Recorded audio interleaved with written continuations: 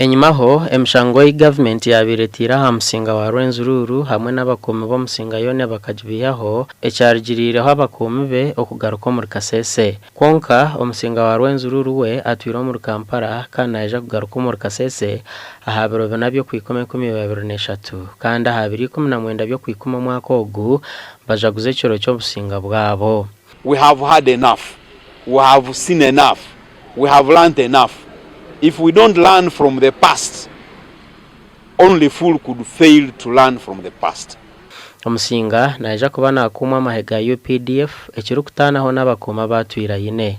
That we are beginning a new chapter where we will not recruit our royal guards with spears.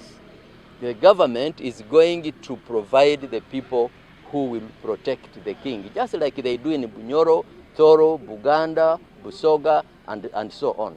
Honorable Godfrey Kabyanga or Minister wa Kanyabwenje hamwe no Kaburihanga ashabera abanyakasese okweharo kore nshobi nkezi bakozere Omusinga rukuza kwatwa. They were not intentional, and that's why we should ask for forgiveness and forge a way forward.